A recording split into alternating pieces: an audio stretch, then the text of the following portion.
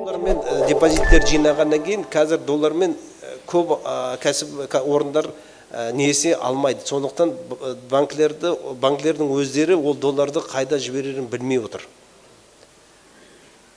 Сондықтан банктердің көбісі бүгін пайда емес ойлап жатқаны, бірақ бұл дағдарыстан аман шығу жағын ойлап жатыр. Пайда жағын емес, аман шығу жағын. Өйткені банк деген ол жай труба сияқты ғой, мына жақтан доллар салсаң, мына жақтан доллар шығады. Теңге салсаң, теңге шығады.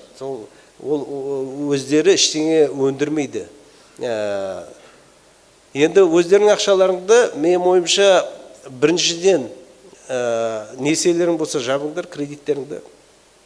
Ол бірінші шарт. Өйткені мына дағдарыс деген алдыңызда тұрған үлкен көл сияқты. Ана келесі жағаны тұман болғаннан кейін сіздер білмейсіңдер. Ол алыс па, жақын ба, оны көре алмайсыздар. Сондықтан алдыңызда былай елестетіңіздер, дағдарыс деген үлкен көл сияқты, ар жағаны сіздер көре алмайсыз. Сондықтан не істеулеріңізге мойныңызда тұрған рюкзактарың болса, соны шешіп тастай салу керек. Ол рюкзак дегенім, ол жаңағы кредит, несие. Кредит, несиелерді жабу керек.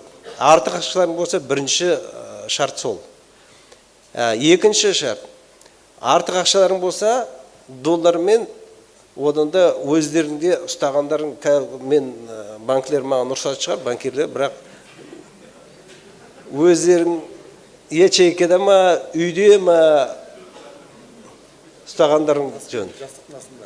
Жастық астында демей қойын, бірақ ресми түрде әңгімелер айтылады ғой, экономикаға салу керек, банкіде депозиті ұстау керек деп. Бірақ мен көпті көрген бизнесменмін ғой, сондықтан одында өздеріңе жақын жерге ұстау керек.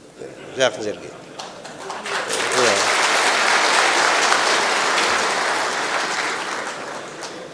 Үшіншіден, ешкімге қарыз бермеңдер.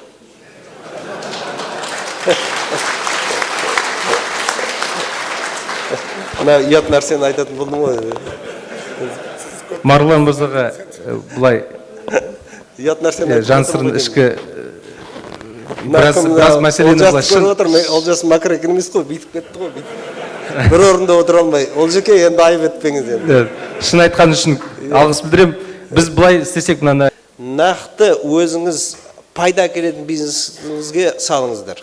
Өйткені айтады ғой, еврейлер айтады, усиляй сильное. Не пайда әкеліп жатыр сізге? Соны ғана, сол жерден сізге бәрекет келіп жатыр.